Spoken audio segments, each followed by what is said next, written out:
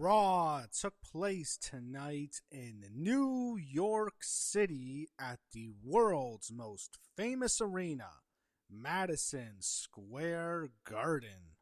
To start the show off, the top star on SmackDown, Cody Rhodes, who also happens to be the WWE Champion, kicked off the show to a big pop. He asked Madison Square Garden, "What do you want to talk about?" Then he's interrupted by, of all people, Stephanie McMahon, who got a pop. She says this is the house her grandfather built after Cody asks what brings her here. And she talks about this version of Randy Orton. She referenced when Randy kissed her in 2009, that angle when first he kicked Vince McMahon in the head, then he kicked Shane McMahon in the head, then he DDT'd Stephanie and kissed her in front of Triple H when he was handcuffed to the ring. Or to the ropes, and then Triple H attacked Randy Orton in his home and his fake wife at the time, all that stuff.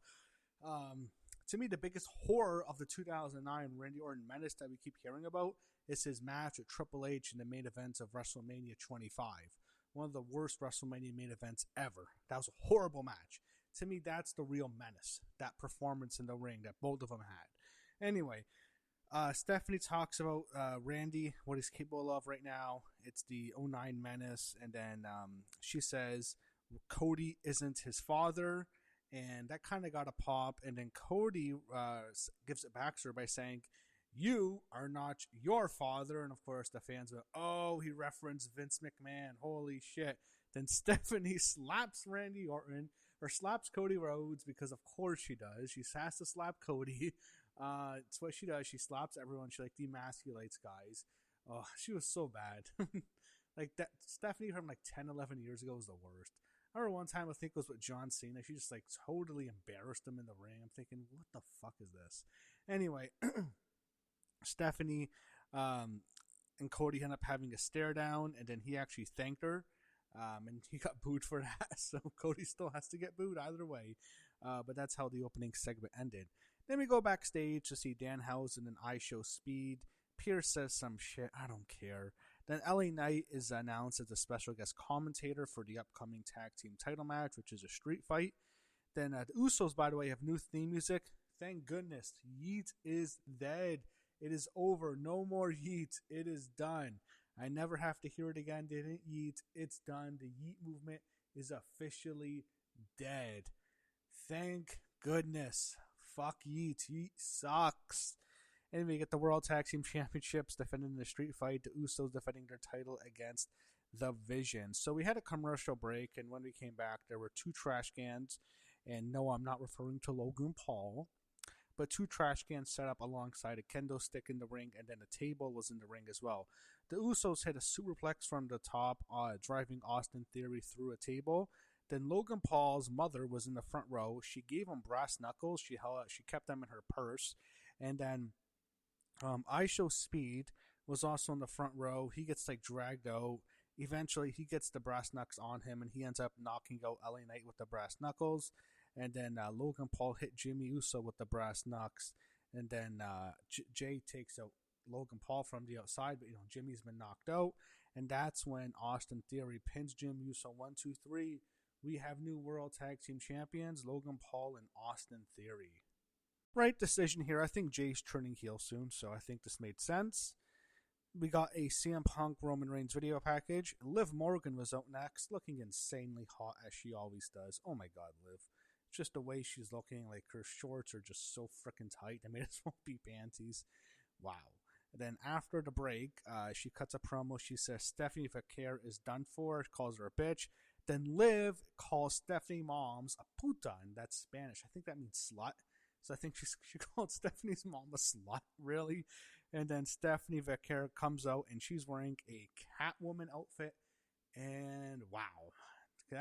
She can play Catwoman anytime in a Batman movie. I think she would look beautiful, because she always does. But wow. Stephanie Vaquer in all leather with her ass. Yeah. Anyway.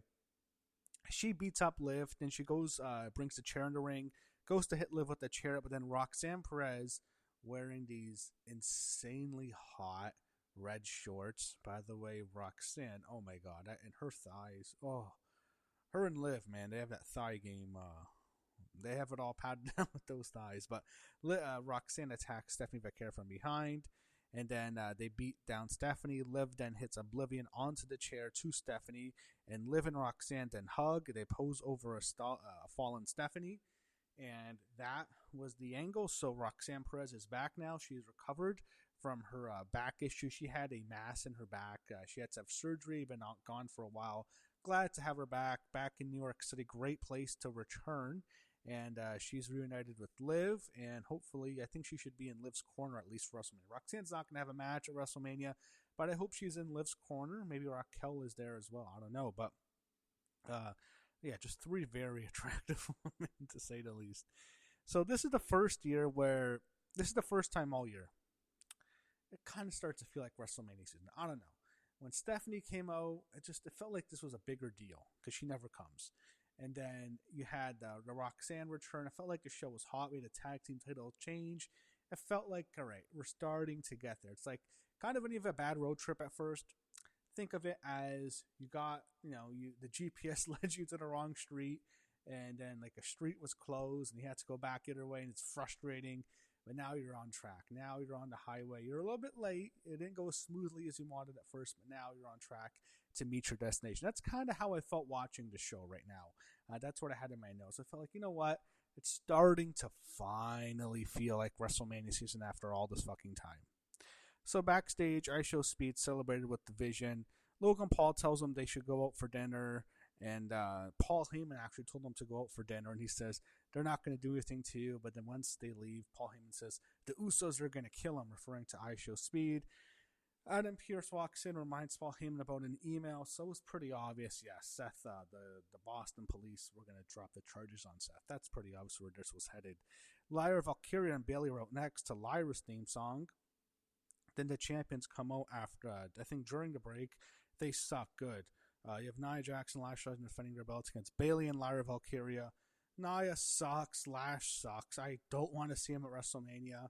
Lash has the look Triple H wants. She's tall. She's has a big muscular body, and that's why she's getting pushed.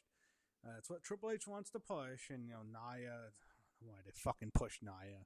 Besides who she's related to, but Nia sucks. Anyway, I hate that they're champions. Why are they going into WrestleMania? They don't need to be on the show. It should be Asuka and Kairi in this position. Then even if they have to keep the Bellas there, you have Asuka, Kairi, the Bellas, Alexa, Charlotte, and then Bayley, Lyra. It's not the worst match, but so in the match, the heels get the hit on Lyra. Then she makes the hot tag to Bayley, who power bombs Nia. Bella Twins walk out. Then they're followed by Charlotte Flair and Alexa Bliss. Alexa, by the way, just have to mention who is looking good. She looks great, but looking, really like Alexa. Then, I don't know, I was just looking at Alexa the whole time. She looked insanely cute. By the way, after they walked out, there was a fight. What happens is Nia and Lash attack the Bellas, and they attack Charlotte and Alexa. And then what happens is Charlotte attacks Nia Jax. It causes disqualification. Leads out to a brawl in the ring. Eventually, what happens is the three face tag teams. It seems like, I don't know if the Bellas are face, but the Bellas, Lyra and Bayley and Alexa and Charlotte stand tall over the heels. I wish Asuka and Kairi were in this match, and Asuka turns on Kairi. They can be the tag team champions. Then they lose it, and then they split. I wish something like that could happen in this match. But I hate that Nia and Lash are champions because they suck, and they're probably going to retain the belts. I think for sure they are. I'm not so sure the Bellas are going to win that match like a lot of people do. But, I just wish they suck. Anyway, I don't agree with that decision. But that's another match that was later announced for WrestleMania. It was obvious that was the direction, the Fatal 4-A Women's Tag Team title match. I think that was pretty obvious by then that we were heading in that direction. Danhausen announced that a Saturday Night's Main Event will return to Madison Square Garden on July 18th. Brock Lesnar was out next, and he was wearing his wrestling gear, his ring gear, with Paul Heyman. Paul cut his usual promo, then Brock took the mic from Paul, demanded that Oba get out here. Then Oba comes out, and there's a security team trying to stop him. Adam Pearce was leading the security. Oba Femi literally murders the security guard, and one of them, I kid you not, He picked him up for like a back suplex, and then like he dropped him right on his fucking back on the, not even on the mats, like on the the ramp area. It looks so fucking painful. I'm thinking, Jesus, he murdered a guy. And then he circles the ring. He even threw Adam Pearce into the barricade. He enters, and then Triple H got in the ring. He was heavily booed. They're still mad about Triple H after what happened with John Cena on his last match. Like, was it almost 3-4 months ago now?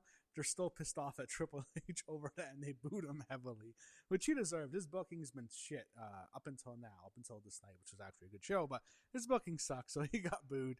And also in the situation as well, he's stopping a fight. And Brock and F5's, I think the same security guard, Oba, murdered. It had to be some local independent wrestler. But that's how it ended. Brock then leaves with Paul Heyman. Triple H calms Obafemi down in the ring, and they're setting up the match well, I have to say. I think they've done a good job setting up that match. We got a Finn Balor video promo on the Judgment Day. He will face Dominic Mysterio at WrestleMania in just a singles match, it looks like.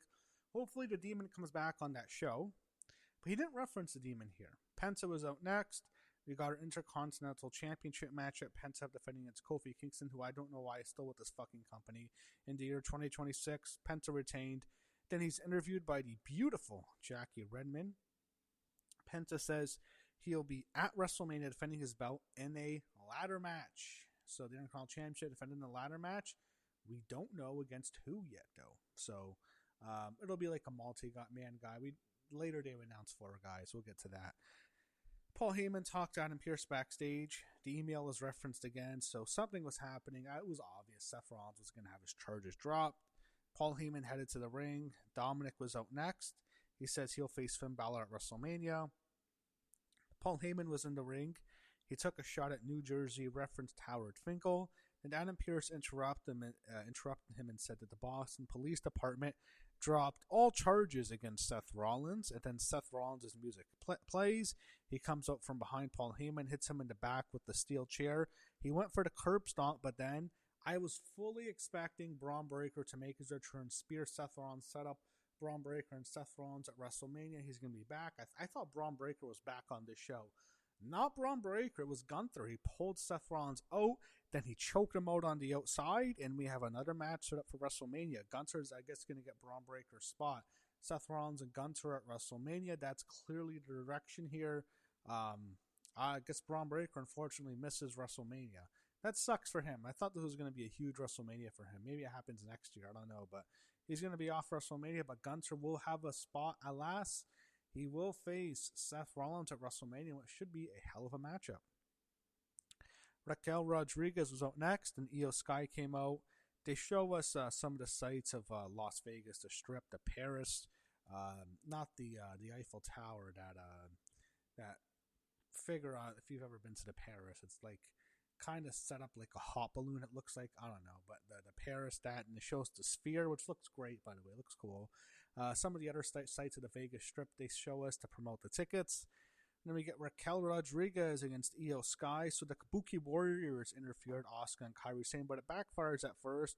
But then on the outside, Asuka's like scolding Kairi Sane, and Io can't take it. She can't see Kairi being verbally abused by Asuka. She takes out Asuka with a suicide dive, but then right when Io gets back in the ring, Raquel hits a Tejana bomb and pins Io Sky 1, 2, 3. I don't see Io Sky getting a spot at WrestleMania. I thought at least she would be in Rhea Ripley's corner to fight off B-Fab and Mishin. No, Rhea Ripley is like totally separated from Io Sky right now. I don't think we're getting that at all. I thought for sure that at least she'd have that. She'll at least be on the show. I don't think so now. I think Io Sky's off WrestleMania, and that's bullshit. So we got Penta, Rusev, JD McDonagh, and Javon Evans, and Dragon Lee. And now we also have the women's Fatal 4-Way Tag Team match officially set up for the show. You have, unfortunately, the Annihilators defending their belts against Bella Twins. First time they've been on a WrestleMania. Has to be in a long time they've actually wrestled.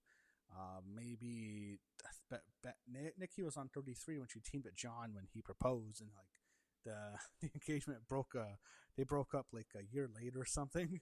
I think that was at WrestleMania 33 9 years ago, and I think it was like a week or two after WrestleMania 34 they announced that they broke up.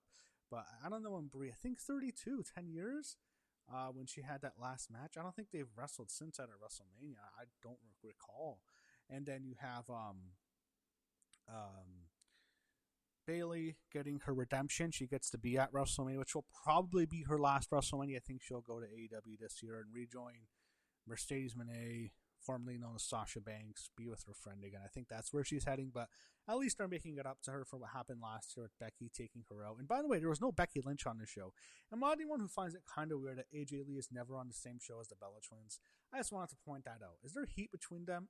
It could be, because I know they don't like each other, because it just seems weird that they're never on the same show. And AJ should be on the show because it's New York City. It's where she's from. She told the story at WrestleMania 20 that she was in the rafters with her father. So he took her to the show, and her family didn't have any money, but he still took her because it meant so much to her. And she wasn't on Madison Square Garden. That seems kind of weird. I don't know. I think there's some real heat between AJ and the Bellas. I don't think they like each other. But I mentioned Bayley on the show. Lyra gets to have her second WrestleMania. Charlotte's going to be on WrestleMania. And finally, Alexa Bliss is wrestling at a WrestleMania. It's been a long time for Alexa Bliss. Last time she wrestled was WrestleMania 36, and that was, of course, the COVID WrestleMania in front of no crowd. The last time it was in front of a crowd was WrestleMania 34 against Nia Jax, ironically. And that's the last time she's wrestled at a WrestleMania in front of a live crowd. 35, she was the host, and 37, she was with Bray. 33, she was there, too. She lost her belt. Then, 38, she missed. I remember that was the first one she missed. She missed 39 when she got pregnant. I think that's when. And then 40, she recently gave birth on maternity leave. And then 41, she was kept off the card after having that incredible return at Royal Rumble last year, that incredible pop. They kept her off WrestleMania 41, so she's missed the last 4 WrestleManias. She's finally back at WrestleMania 42, so congratulations to Alexa Bliss. And first time she's wrestled since 36. First time she's wrestled in front of a WrestleMania crowd since 34. So glad to see her back at WrestleMania. And also, you have Finn Balor against JD McDonough. And it doesn't look like it's the Demon. I don't think we're getting the Demon. That fucking sucks. No, Finn Balor against JD. Finn Balor against Dominic Mysterio. I messed up. Finn and Dom. Okay, that's fine. But I want to see the Demon. We want the Demon at WrestleMania. We don't want Finn Balor. Finn Balor's boring. We want the Demon. Come on. Give us the Demon at WrestleMania 42. And then John Cena will host WrestleMania, if I didn't mention that before. He announced on his Instagram, hey, he's going to host WrestleMania. It'll certainly drive tickets. I guess people said WWE is screwed without John Cena. Well, who said that they're not going to lose John Cena? They just might not have him in the ring. Maybe they'll still have John Cena selling tickets, so he's going to have to sell another WrestleMania because ticket sales are slow. So that's cool that John Cena is at least going to be a part of the show. I thought he would go in the Hall of Fame this year, but I'm glad they didn't. I hope that he doesn't go in next year. He can go in a better location, but I'm glad he's back. He's at WrestleMania, and he's at least going to have a role. I don't think he'll do anything physical. I don't think we're going to see him in jorts, by the way. But I think he'll be in a suit. But I'm glad he's doing something at WrestleMania. Got a good pop. And the first time he's been on WWE television since his retirement. So glad to have John Cena hosting WrestleMania this year. Vic Joseph interviewed Javon Evans for the live crowd. He's excited he's going to get to compete at his first ever WrestleMania. Jackie Redmond interviewed Adam Pearce backstage. He confirmed Seth Rollins and Gunther for WrestleMania. The card's not bad. I'm not going to lie. I think the build-up's been shit, but the card really isn't that bad. It's a better card than last year. I think it's actually a much better card than last year. It's actually pretty solid, the matches. I think if this was the card 2 or 3 years ago, everyone would be so much more excited. It's just the product has been so stale. The creative has been shit. Last year's WrestleMania really sucked. WrestleMania 41 sucked, so I think people are more down on it because the card, you can compare it in some ways to the 40 card or 39 card. It's pretty solid. There's some good matches on the show. Especially, I think the women's are actually lacking, especially with Io. It looks like she's going to miss it. But I think the men's matches are actually pretty solid. Roman Reigns is out next, and CM Punk came out soon after, and they fought. Security tries to break it up. Petey Williams actually got speared. Then CM Punk had to go to sleep on Roman Reigns, and he powerbombs Roman Reigns through the announce booth. And that's how Raw ended. Punk posed with the fans to end the show. And overall, I thought this was the best Raw so far of the year, probably the best Raw, certainly on the road to WrestleMania. It felt like for the first time in a while, all right, we're on the road to WrestleMania. I gave this example earlier. It's like if you ever been on a vacation, some road trip. Let's say you got the wrong directions at first. You're driving in circles. The GPS puts you on the wrong path. You're pissed off, but yeah, and then you fixed it. You're on the right path. You're driving down the road. You're gonna reach your destination. It just was kind of a bumpy road to start.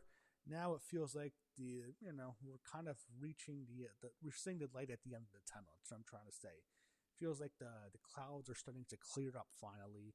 And it really now, tonight was the first Raw where it finally feels like we are really on the road to WrestleMania.